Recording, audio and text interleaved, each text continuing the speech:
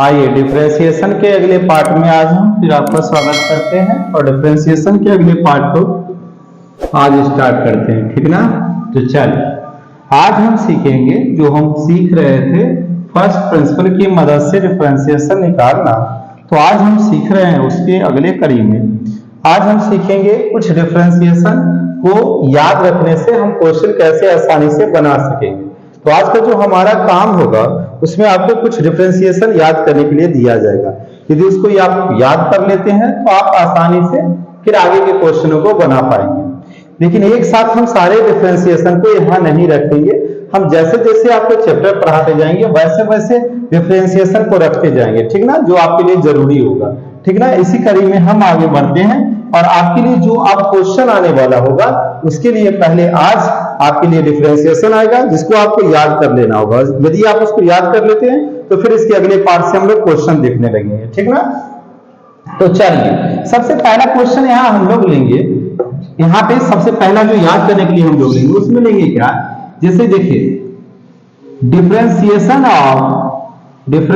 Of constant term with respect to differentiation of constant term. C यहाँ क्या है, constant term, अचर पद है, ठीक ना। तो डिफरेंशिएशन कांस्टेंट टर्म का x के सापेक्ष में क्या हो जाता है, 0 हो जाता है, याद रखिएगा। यदि आप सोचेंगे कि ना इसको, यदि आप चाहेंगे कि इसको प्रूव करके दिखाइए, फर्स्ट प्रिंसिपल की सहायता से इसको भी फाइंड आउट करके दिखाइए, तो इसका भी हम आपको लिए वीडियो बना देंगे, ठीक ना। लेकिन यहाँ पे आप याद रखिएगा क्या कि कोई भी अचर पद जो है ना, कोई भी अचर पद यानी कांस्टेंट नंबर, उसका डिफरेंशिएशन हम लोग को क्या लेना है, क्वेश्चन में 0 लेना है। तो दूसरा नंबर आ जाता है। दूसरा नंबर है कि डिफरेंशिएशन यदि आपको x का लेना हो, ये x पे पावर n का लेना हो, तो differentiation of x to the power n, तो हम प्रूव किए थे ना जी, क्या होता था, n x पे पावर n माइनस 1, ठीक ना। तो डिफरेंशिएशन ऑफ, यहाँ पे क्या आ जाएगा, डिफरेंशिएशन ऑफ, फिर तीसरा नंबर में differentiation of x with respect to x क्या हो जाता है, 1।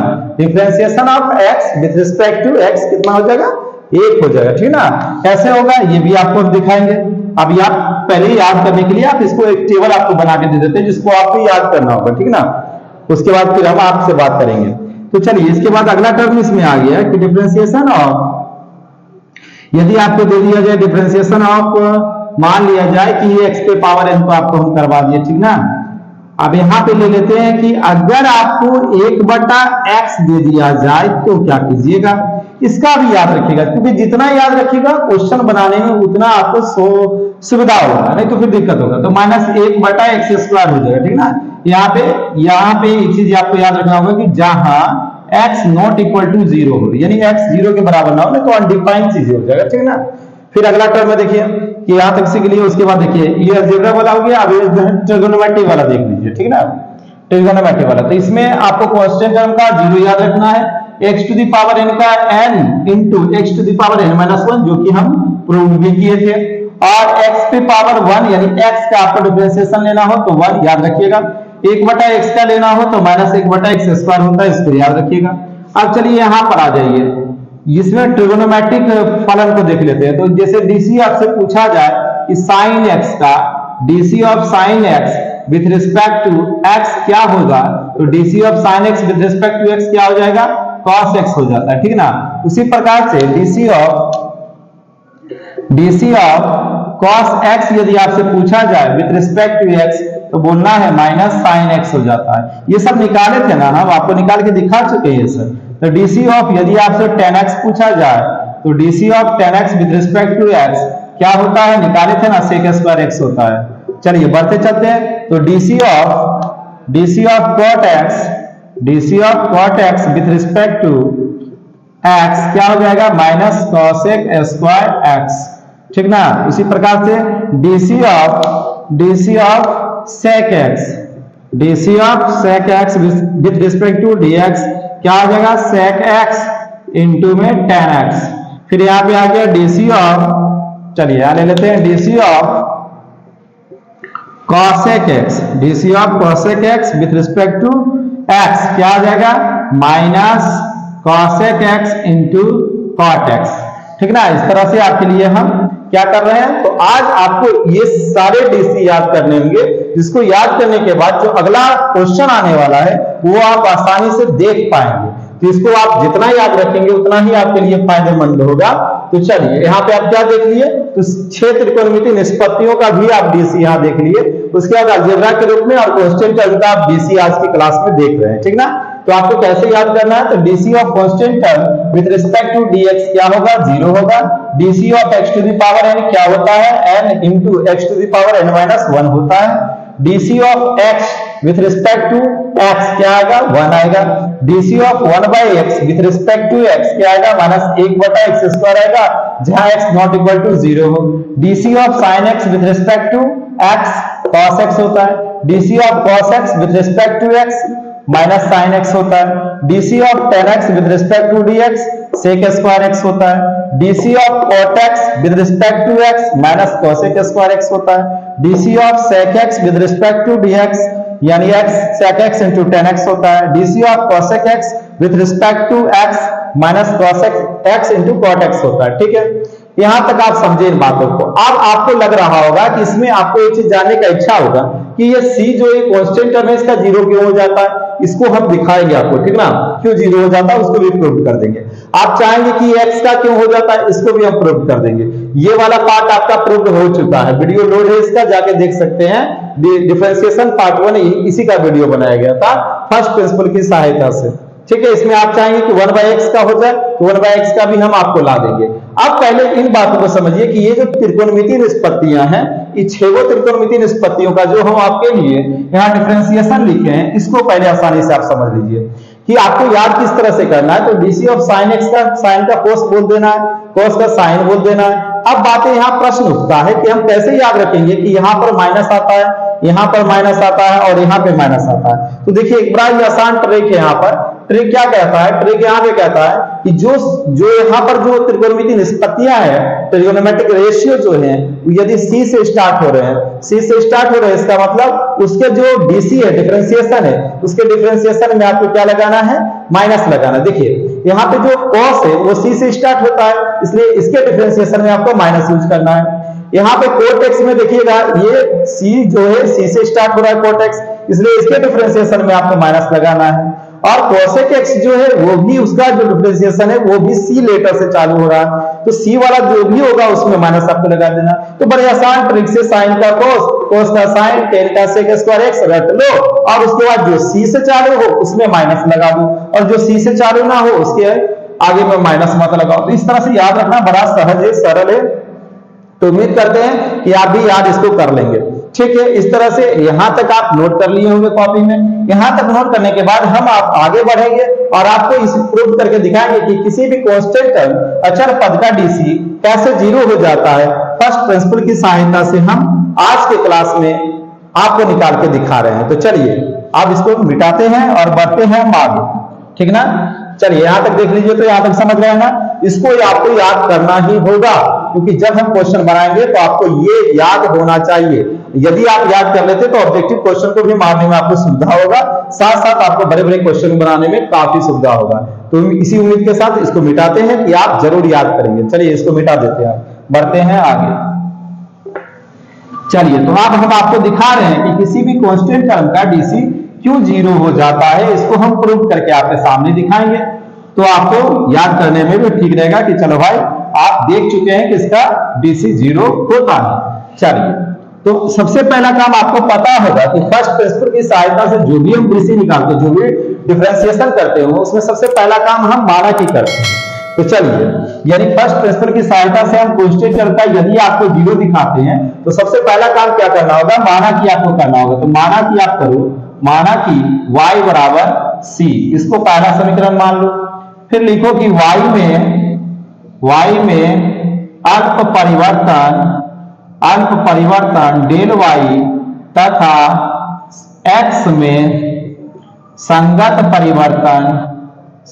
परिवर्तन डेल x करने पर, तो y प्लस डेल y और क्या हो गया c प्लस डेल x। अच्छा एक बात आपको यहाँ पे समझना होगा कि जब आप एक चीज यहाँ पे देख पा रहे हैं कि यहाँ पे x है नहीं, तो ऐसा करें, इसमें एक चीज आप सुधार कर लीजिएगा। तो इसमें एक चीज आप कर सकते हैं कि किसी भी संख्या पे पावर 0 ऐड कर सकते हैं, यानी हमको निकालना सी का है, लेकिन हम क्या करेंगे, x यहाँ पे दिखाई नहीं दे रहा है, इसलिए x पे पावर 0 ले लेंगे। और एक बात हम पहले से जानते हैं कि किसी संख्या पे पावर 0 यानी किसी संख्या का घात यदि 0 तो मान कितना होता है, 1 होता है। इस तरह से यहाँ x को जगाइए, तो चलिए x जग गया, तो जब यहाँ x जग गया ना तो सीधा बहुत अच्छा होगा आपको। तो इसका मतलब हुआ कि जो c और x जो है वही क्या परिवर्तन कर रहे हैं, तो डेल x जोड़ रहे हैं। तो इस तरह से इक्वेशन लिखा जाएगा, क्या बढ़िया रहेगा कि जो c है ना, c के जो x है इनटू में वहां पर क्या किए, x जोड़ दिए, x में डेल x जोड़ दिए। अब पावर 0 था तो पावर 0 कर दिए, समझिएगा, कोई खास बात नहीं है, क्योंकि इसमें 0 इसमें आपका जो है ना x नजर नहीं आ रहा था ना, इसलिए x को यहाँ जगाया गया। आप जानते हैं इसके बाद क्या किया जाता है कि समीकरण 2 में से एक को घटाया जाता है। तो आपको लिखना होगा कि समीकरण 2 में एक को घटाने पर, 2 में एक को घटाने पर, तो चलिए घटाते हैं, समीकरण 2 में से एक को घटा देते हैं। तो क्या हो जाएगा, y plus del Y minus Y, ये हो जाएगा c into x plus del x to the power 0 minus C x to the power 0। ठीक है, इस तरह से आपका ये y क्या होगा, कैंसिल हो गया, तो क्या बच गया, del Y C X plus del x to the power 0 minus C x to the power 0। ठीक ना, यहां तक आ गए। उसके बाद आपको क्या करना है, दोनों ओर डेल एक्स से डिवाइड कर देना है। चलिए, तो यहां क्या करेंगे, डेल वाई बटा डेल एक्स, और ये हो जाएगा C into x plus del x to the power 0 minus C x to the power 0 बटा डेल एक्स हो जाएगा। अब दोनों पट्टी क्या करते थे, आपको पता होगा, दोनों ओर लिमिट ले लेते थे ना जी, तो दोनों ओर limit del x tends to 0 लेने पर तो क्या हो जाएगा, डेल वाई बटा डेल एक्स होगा ना। ये क्या हो गया, limit del x tends to 0 c into x plus del x to the power 0 minus C x to the power 0 बटा डेल एक्स, तो क्या हो गया, डी वाई बटा डी एक्स। चलिए, यहां से आप समझने का प्रयास थोड़ा सा कीजिएगा तो समझ पाइएगा इन बातों को कि क्या यहां पर जब हम आए हैं तो यहां पर आपको डेल एक्स का मान 0 देना है। ठीक बात, डेल एक्स का मान 0 देना है। तो एक बात आप समझिए, तो यहाँ डेल एक्स का मान आप 0 दे सकते हैं कि नहीं, आराम से दे सकते हैं। नीचे में डेल एक्स क्या है, 0 है। और एक चीज आप यहाँ भी समझना चाहेंगे, तो एक चीज आप यहाँ पे देखिए कि c कॉमन आ रहा है आपका, तो सबसे पहला काम आप क्या करो, c कॉमन ले लो, तो क्या हो जाएगा, limit del x tends to 0 c आप कॉमन ले लो, तो ये हो जाएगा x plus del x to the power 0 minus x to the power 0 बटा डेल एक्स हो जाएगा। अब यहां पर आप सेट करना चाहोगे तो एक फार्मूला आपको सेट हो जाएगा, वही वाला जो फार्मूला था, x to the power n minus a to the power n बटा x माइनस a, और जहां लिमिट x टेंस टू 0 हो तो उसमें na into n minus 1 formula आता था। याद कीजिए, जो आप x to the power n का जो हम प्रूव किए थे ना, वहां पे इस फार्मूला को लगाए, जाके उसको देखिएगा, समझिएगा, वहां पर हम बताए, तो वो वाला फार्मूला यहाँ सेट हम लोग करेंगे। तो क्या हो जाएगा, dy बाई dx, और ये क्या हो जाएगा, limit del x tends to 0, और ये आपका हो जाएगा, सेट कर रहे हैं देखिए फॉर्मूला पर, x plus del x to the power 0 minus x to the power 0 बटा x plus del x, x plus del x minus x, यानी क्या हुआ, अब इसको समझ लीजिए ना, x है तो x पे पावर n माइनस a पे पावर n बटा x माइनस a, यानी सेट हो गया पूरी तरह से। जब इसमें x कट रहा है जैसा वैसा है, तो क्या आएगा, देखिए यहाँ पे क्या आ जाएगा, तो आपको पता है कि क्या होने वाला है, c, ये होगा, आपको वहां से पता चल गया होगा कि ये फॉर्मूला जो होता है वो होता है n मतलब जो पावर में n, उसके बाद a मतलब जो यहाँ पर है, तो यहाँ पर क्या है, x है, और उसके बाद n माइनस 1 हो जाता है, क्या हो जाता है जी, n माइनस 1, तो 0 माइनस 1 करोगे ना, तो क्या हो जाएगा, c into 0 x to the power minus 1 हो जाएगा ना जी। अब बताओ, किसी को भी 0 से अगर मल्टीप्लाई करोगे तो आंसर आपका क्या आएगा, 0 आएगा ना। इस तरह से आप क्या देखे कि डीसी ऑफ कांस्टेंट टर्म जो है, डीसी ऑफ यहाँ पे dy बाई dx हो गया, यहाँ पे क्या आ गया, y किसको माने थे, कांस्टेंट टर्म को c को माने थे, तो डीसी ऑफ कांस्टेंट टर्म क्या आ गया जी, 0। प्रूफ हुआ ना कि किसी भी कांस्टेंट टर्म का, जहां की c यहाँ कांस्टेंट टर्म है, तो उसका क्या डिफरेंशिएशन हम आपके सामने लाए, किसी भी अचर पद का, किसी भी कांस्टेंट टर्म का डीसी आपके सामने हम 0 लाए ना, तो इस तरह से आप प्रथम सिद्धांत की सहायता से किसी भी कांस्टेंट टर्म का आप यहाँ पर डीसी दिखा सकते हो कि 0 होता है। इस तरह से हम आपको दिखाए। अब आपके मन में एक और प्रश्न रह गया कि x का डीसी कैसे 1 होता है, इसको प्रथम सिद्धांत की सहायता से हम कैसे जानेंगे। ठीक बात, प्रथम सिद्धांत की सहायता से यदि आपको सीखना है तो चलिए सिखाते हैं प्रथम सिद्धांत की सहायता से। लेकिन अगर आप चाहेंगे कि ये फार्मूला ही याद कर ले कि x to the power n का, क्योंकि आप वहां पर देखे थे ना, तो उस फार्मूला से भी चाहेंगे तो दोनों तरह से। चलिए हम दोनों तरह से आपको समझाने का प्रयास करते हैं। चलिए पहले इसको साफ कर लेते हैं और चलते हैं, हम आपको समझाते हैं कि x का डीसी 1 क्यों हो जाता है। चलिए, या 1/x का क्यों ऐसे हो जाता है। चलिए उन दोनों क्वेश्चनों का जवाब हम दे देते हैं। चलिए, तो आपको एक बात हम कहना चाहेंगे यहाँ पर कि आप देखिए, अगर एक फॉर्मूला आप ये याद कर लिए ना, क्योंकि हम आपको प्रूव कर दिए, तो आपको प्रथम सिद्धांत में जाने की आवश्यकता अब नहीं पड़ेगी। आप सीधा ही समझ सकते हो। क्यों? क्योंकि आप एक बात जानते हो ना कि x to the power n का डिफरेंशिएशन हम प्रूव किए हैं ना, क्या होता है, n x to the power n minus 1 होता है। क्या होता है, 10 into x to the power n minus 1 होता है। डिफरेंशिएशन होता है किसका, x to the power n का। चलिए अब यहाँ पर आपको समझाते हैं एग्जांपल नंबर पहला कि अगर यदि आपको दिया गया था कि x का डीसी क्या होगा, तो आप एक बात जानते हैं कि यदि आप इस फॉर्मूला को प्रूव करने जान गए हैं, इसका मतलब यदि आप इसका उपयोग करते हैं तो बड़े आसानी तरह से प्रूव कर देंगे। लेकिन अगर आप प्रथम सिद्धांत से भी चाहें तो उस तरह से भी कर सकते हैं, तो आराम से कीजिएगा, उस तरह से भी हो जाएगा। यहाँ छुपा कितना रहता है, एक घात, ठीक ना। तो डिफरेंशिएशन क्या कहता है, dy बाय dx। क्या कहता है, अलजेब्रा का dy बाय dx क्या कहता है, कहता है कि जो n है वो क्या होगा आगे, तो यहाँ n क्या है, 1 आगे आएगा, इंटू x होगा, फिर n में से क्या करेगा, n देखिए n में से 1 घट जाएगा, n यहाँ 1 है तो 1 में से 1 घटाएगा ना जी, तो 1 इंटू एक्स पे पावर क्या आया, 0। 1 इंटू किसी संख्या पे पावर 0 का मान क्या होता है, यानी क्या देखिए, आप देखिए कि x का डीसी क्या आ गया, 1 आ गया ना जी। कैसे देखे, तो यहाँ पर आपने क्या देखा कि यहाँ घात कितना है, 1, और आप जानते हैं कि x का घात यदि कोई हो तो उसका क्या सा फॉर्मूला है, डीसी क्या है, तो n into x to the power n minus 1, वो वाला फॉर्मूला सेट किया। तो यहाँ क्या सिद्ध हो रहा है कि x का डीसी यानी अब कलश कितना होगा, 1 होगा x के सापेक्ष में। यदि आपके मन में प्रश्न उठता है कि यदि हम कह रहे हैं कि 1/x का जो डिफरेंशिएशन है माइनस 1/x स्क्वायर होता है, आखिर क्यों होता है, कैसे होता है, चलिए उसको भी आपको समझाते हैं। जैसे कि यदि आपको निकालना है कि 1/x का डिफरेंशिएशन निकालना है, तो आप इसको इस तरह से तो लिख सकते हो ना, ऊपर ले जाके -1। आप देखो इस तरह से, अगर आप डीसी यहाँ सेट करते हो तो क्या आ रहा है आपका डीसी, माइनस जो n है वो आगे आएगा ना, इंटू पड़ेगा ना, x लिखाएगा ना, और जो n है उसमें से 1 घटिएगा, तो क्या आ गया, -1 का x पे पावर कितना आ गया, -2।